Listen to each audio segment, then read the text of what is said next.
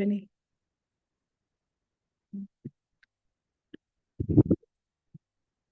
Hare Krishna. Om Ajnanatimirandasya Jnananjana Shalakaya Chakshurunmilitam Yena Tasmai Shri Guruve Namaha. Shri Chaitanya Manobishtam Yena Bhutale Swayam Rupa Kadamayam Dadati Swapadantikam. Nama Om Vishnupadaya Krishna Bhutale Srimate Bhakti Vedanta Swami Niti Namine. Namaste Saraswati Deve Gauravani Pracharine Nirvishesha Shunyavadi Pashyatya Deshatarine. Jai Shri Krishna Chaitanya Prabhu Nityananda Shri Advaita Gadadhara Shiva Sati Gaura Bhakta Vrinda. Hare Krishna Krishna Krishna Hare Hare Hare Rama Rama Rama Hare Hare.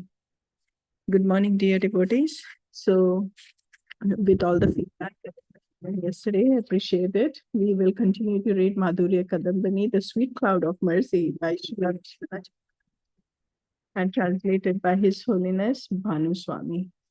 So right now we are on page 5. I think everybody has the book right now, right? So we are on page 5. The section is Bhakti caused by Nishkam Karma? So yesterday we saw that Bhakti, how does Bhakti begin? And we talked about the different reasons. Is it accidental? Is it pious activity? Is it by luck? Is it by chance? Is it Krishna being to his devotees? What is all the reason, right? And ultimately, it was explained that actually Krishna has his devotees, and those devotees have the power then to share bhakti, which is already within them. So bhakti gives bhakti. Bhakti comes from bhakti, and that is bhakti begins. And it's not just bhakti begins, right? Later on, also, even for us to continue in the path, we need the association of other devotees. So that was all in all what we read yesterday. And now this section is bhakti caused by Nishkam Karma? Through many statements such as Sweshastara Charitra, Srimad Bhagavatam 4:857, and Srimad Bhagavatam 10:4:2, one can understand that the Lord appears by his own will. Still, material vision may impel one to say that leave the burden of evil on the earth is the cause of the Lord's advent. In the same way, sometimes it's said that prescribed activities, karma, performed without personal motives, act as the doer to bhakti. But yet, charity and austerity are clearly denied as causes of bhakti.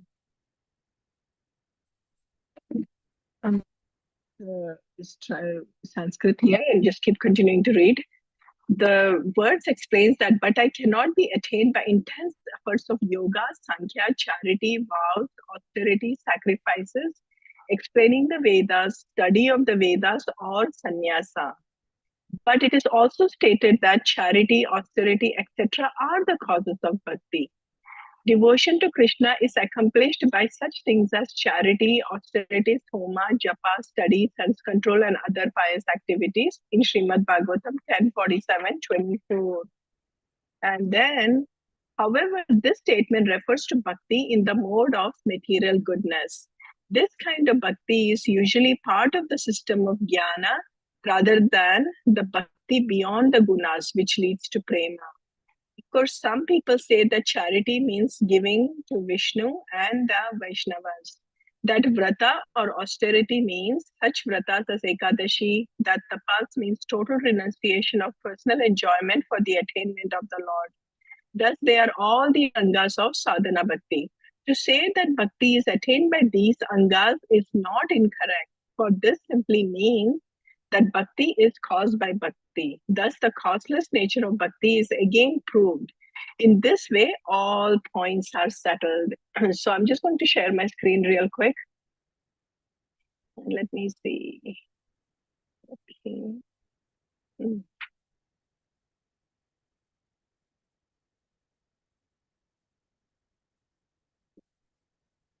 Sorry. Stop share. Let me just get the things out here real quick, my PowerPoint. And then I can share my screen here real quick. Sorry about that. Okay, let me go back to Zoom. So what we read just now, right? This is what it comes down to. So the question is bhakti caused by Nishkam Karma, right? That is the section we are reading. So Nishkam Karma, what is Nishkam Karma? Let's just understand that, right? What is Nishkam Karma? And the karma ladder is explained in Bhagavad Gita. First, when somebody does karma, they are expecting something to come out of it, right? Later on, as we develop, as people develop further and further, Nishkam karma means doing prescribed activities without any intention of getting anything in return, without any personal motives. However, we have to understand that this is still in the mode of goodness because Krishna is still not associated here, right?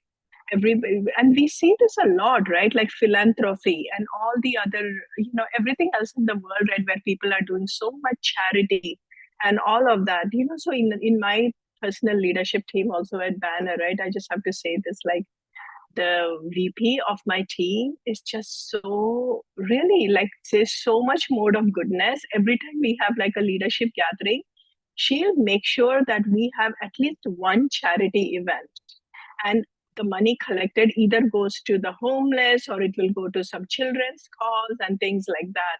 So it is very common to see that people out in the world, right, they do so much of that charity, the philanthropy and all of that. So in that, when people do that, they may do things, prescribed duties and all of that, but without expecting anything in return. But as I said, it is still in the mode of goodness. So then Nishkam karma, it is in the mode of goodness. So it does act as a door to bhakti. It's like the runway, right? We always have explained that the mode of goodness is like the runway before the plane can take off. However, it doesn't guarantee the Shuddha Bhakti. So then charity, austerity, are they the cause of bhakti? How about that, right? Again, we are talking about that too, like doing all the so much of tapas, like even Hiranyakashipu, he did so much of austerity, all this tapa. But was that really bhakti, right? Giving all this charity, giving all this austerity. And even we know that even Jarasandha, right? When he had this fire sacrifice, Krishna and Arjuna, they all knew that he will definitely give charity because he had that mentality to give charity to Brahmanas. So Jarasandha also did that, right? But was that bhakti, right? Those are the questions we have to ask. So with charity and austerity, one can do bhakti, but that's the bhakti in the mode of goodness. But that one cannot attain prema bhakti with that kind of bhakti. So that's the distinction we have to understand. In general, when we see, right, all over, when people are doing a lot of the austerities, the tapas, the charity, the this, the give, all of that, it is really in the mode of goodness, and that's distinct from prema bhakti, what Vishwanath Chakravarti Thakur is talking about in this book, or even saying about the steps, the padati to get to prema bhakti. It's a whole different thing. Other angas of bhakti will produce bhakti because there is engagement and mercy from the bhakta. So then, in the last paragraph explanation was given, right? How about we do tapa, like we follow Ekadashi, or yesterday, Narsimha Chaturdasi, fasting, right? And we did the yagya. So the difference, what we did yesterday, right? Or even when we do in routine, the bhaktas are following the things. The difference is that Krishna is at the center. So because of all of that, there is association with the bhaktas. The mercy is still flowing from the bhaktas, and all of that is happening. So it is not independent, but rather it is an association. The mercy factor is definitely playing a huge role in there, the mercy factor. And then what happens is, so because of all of that, it is leading up to prema bhakti. So everything that is followed in the path, in the path given to us by Srila Prabhupada, by the disciplic succession in Chaitanya Mahaprabhu's line, all of those, we can see the distinction between this and the all other paths that we have followed in the past life or whenever, right? So this is the clear distinction, and I just wanted to point that out. So here again with this, we can understand that bhakti is caused by bhakti, right? It is very clear now again from yesterday what we read from Madhyama Adhikari giving bhakti to other bhaktas. Same thing here when we are following the bhakti process, it is distinct from nishkama karma. So I think, the next section tomorrow is really going into the bhakti is always distinct from karma and jnana. So I do have 1 minute. I can just say this and then I'll start with the same verse. This is a very important verse from Nectar of Devotion 1:11. I think everybody, you all are mostly familiar with this. It gives the definition of pure bhakti. And this verse is actually the Paribhasha Sutra of Nectar of Devotion. What is Paribhasha Sutra? It means that when you read a scripture, everything in that scripture is based upon this foundational verse.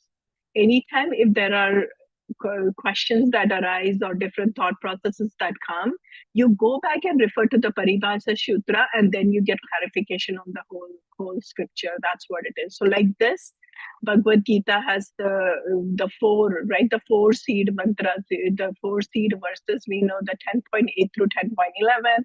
So, like that, in Nectar of Devotion, Bhakti Rasamrita Sindhu, written by Rupa Goswami, this is the verse, and it is Anyabhilashita Shunyam Jnana Karmadi Anavritam Anukulena Krishna Nushilanam Bhaktiruttama. And then I'll explain the details more tomorrow because it's already 5:10. But thank you so much, dear devotees, and then we'll continue reading this tomorrow. Hare Krishna.